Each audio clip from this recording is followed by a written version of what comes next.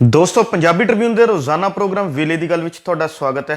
मैं आतिश गुप्ता तुहाडे सामने हाजिर हाँ ते अज असीं गल करांगे यूक्रेन रूस जंग का विद्यार्थियों अते होर लोगों ते असर।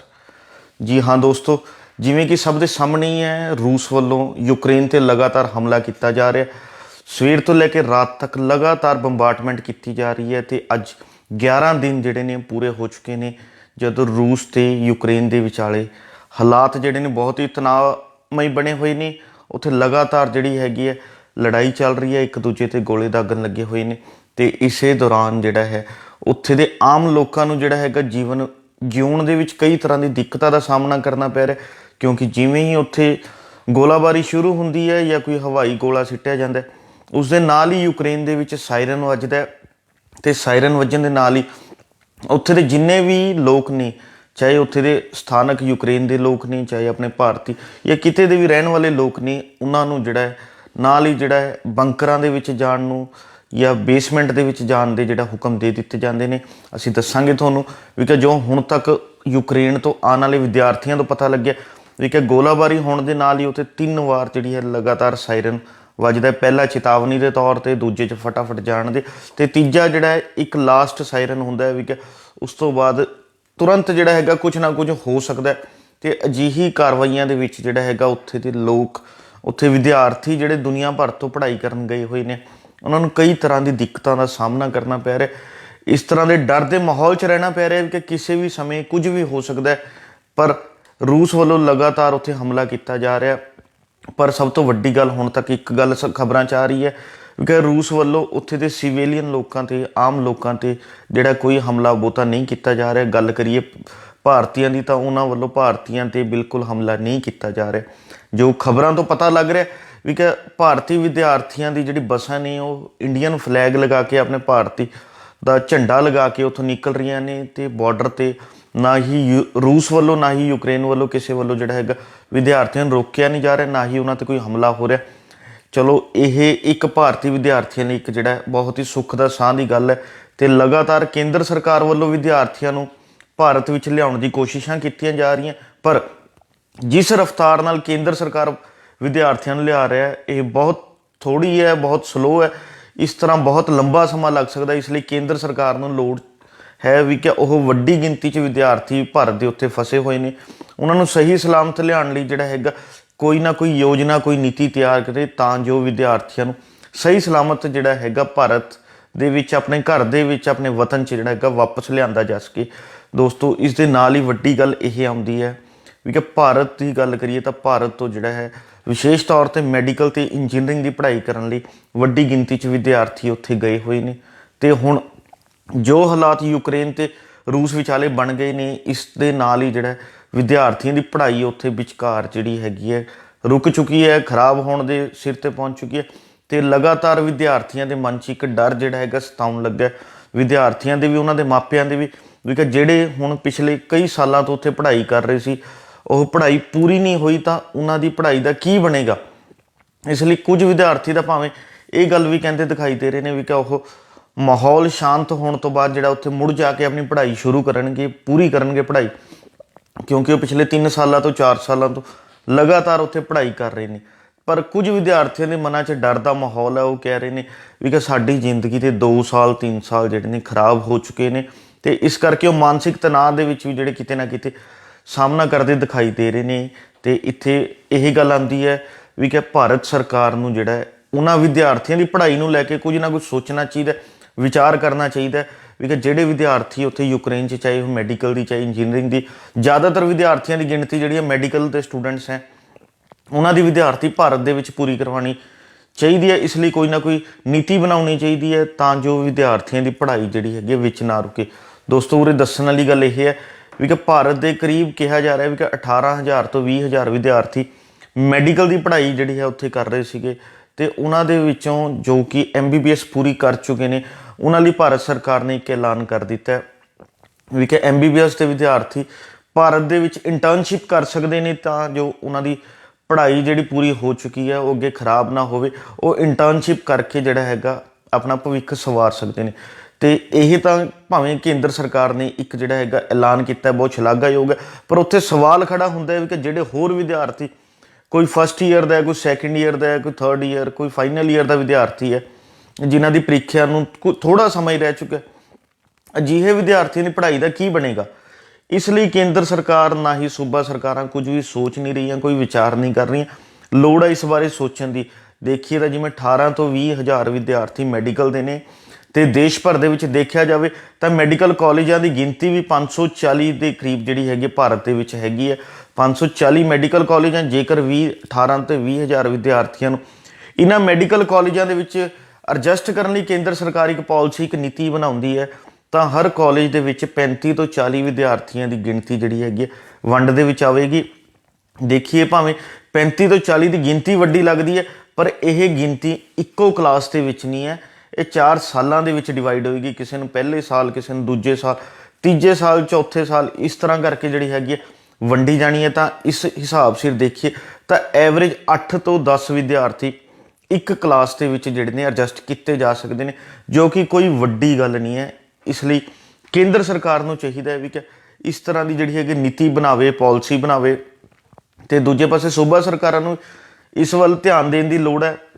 ਪਰ ਮੁੱਖ ਤੌਰ 'ਤੇ ਕੇਂਦਰ ਸਰਕਾਰ ਨੂੰ ਚਾਹੀਦਾ ਵੀ ਕਿ ਪੂਰੇ ਭਾਰਤ ਦੇਸ਼ ਦੇ ਵਿੱਚ, ਕਿਉਂਕਿ ਵਿਦਿਆਰਥੀ ਕੋਈ ਜਿਹੜਾ ਹੈ ਇੱਕ ਸੂਬੇ ਜਾਂ 2 ਸੂਬੇ ਤੋਂ ਨਹੀਂ, ਪੂਰੇ ਦੇਸ਼ ਤੋਂ ਜਿਹੜੇ ਉੱਥੇ ਗਏ ਸੀ, ਅਤੇ ਉਹਨਾਂ ਨੂੰ ਪੂਰੇ ਦੇਸ਼ ਦੇ ਵਿੱਚ ਹੀ ਰਲ ਮਿਲ ਕੇ ਐਡਜਸਟ ਕੀਤਾ ਜਾ ਸਕਦਾ। ਇਸ ਲਈ ਕੇਂਦਰ ਸਰਕਾਰ ਨੂੰ ਜਿਹੜਾ ਹੈਗਾ ਇਸ ਤਰ੍ਹਾਂ ਦੀ ਕੋਈ ਨਾ ਕੋਈ ਨੀਤੀ ਬਣਾਉਣੀ ਚਾਹੀਦੀ ਹੈ, ਤਾਂ ਜੋ ਮੈਡੀਕਲ ਦੀ ਪੜ੍ਹਾਈ ਕਰਨ ਲਈ ਜਿਹੜੇ ਨੇ ਵਿਦਿਆਰਥੀ ਉੱਥੇ ਗਏ ਹੋਏ ਸੀ ਉਹਨਾਂ ਦਾ ਭਵਿੱਖ ਸਵਾਰਿਆ ਜਾ ਸਕੇ। ਉਹ ਜਿਹੜਾ ਮਾਨਸਿਕ ਤਣਾਅ ਦੇ ਵਿੱਚ ਲੰਘ ਰਹੇ ਨੇ ਉਹਨਾਂ ਨੂੰ ਕਿਤੇ ਨਾ ਕਿਤੇ ਜਿਹੜਾ ਹੈਗਾ ਕੁਝ ਸੁੱਖ ਦਾ ਸਾਹ ਦਿੱਤਾ ਜਾਵੇ, ਤਾਂ ਜੋ ਭਵਿੱਖ ਦੀ ਜਿਹੜੀ ਉਹਨਾਂ ਨੂੰ ਟੈਨਸ਼ਨ ਇੱਕ ਹੋਈ ਹੈ ਉਹ ਟੈਨਸ਼ਨ ਤੋਂ ਬਾਹਰ ਆ ਸਕਣ।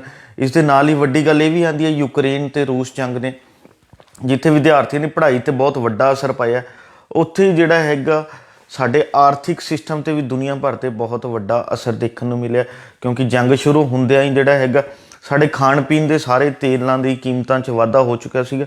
ਦੇਖੀਏ ਤਾਂ ਯੂਕਰੇਨ ਅਤੇ ਰੂਸ ਜਿਹੜਾ ਹੈ ਉਹ ਸੂਰਜਮੁਖੀ ਦਾ ਜਿਹੜਾ ਬੀਜ ਹੁੰਦਾ ਹੈ, ਸੂਰਜਮੁਖੀ ਤੇਲ ਹੈ, ਉਸ ਦਾ ਜਿਹੜਾ ਹੈਗਾ 29%, ਜੋ ਕਿ ਪੂਰੀ ਦੁਨੀਆ ਦਾ 29% ਦੀ ਜਿਹੜੇ ਸਪਲਾਈ ਹੈ ਉਹ ਸਿਰਫ ਇਹ ਦੋਵੇਂ ਮੁਲਕ ਕਰਦੇ ਨੇ, ਜਿਹਦੀ ਵੱਡੀ ਮਾਤਰਾ ਜਿਹੜੀ ਹੈ ਉਹ ਯੂਕਰੇਨ ਤੋਂ ਆਉਂਦੀ ਹੈ। ਅਤੇ ਇਸ ਜੰਗ ਦੇ ਨਾਲ ਸਾਰੀਆਂ ਖਾਣ ਪੀਣ ਦੇ ਤੇਲ ਦੀਆਂ ਕੀਮਤਾਂ 'ਚ ਵਾਧਾ ਹੋ ਚੁੱਕਿਆ, ਅਤੇ ਉਸ ਲਈ ਜਿਹੜਾ ਹੈਗਾ ਲਗਾਤਾਰ ਸੋਚਣ ਦੀ ਲੋੜ ਹੈ, ਵਿਚਾਰ ਕਰਨ ਦੀ ਲੋੜ ਹੈ। ਕਿਉਂਕਿ ਭਾਰਤ ਦੀ ਧਰਤੀ, ਜੇਕਰ ਦੇਖੀਏ ਪੰਜਾਬ ਦੀ ਧਰਤੀ ਦੇਖੀਏ, ਇਹ ਖੇਤੀ ਪ੍ਰਧਾਨ ਦੇਸ਼ ਹੈ, ਖੇਤੀ ਪ੍ਰਧਾਨ ਸੂਬਾ ਹੈ ਸਾਡਾ।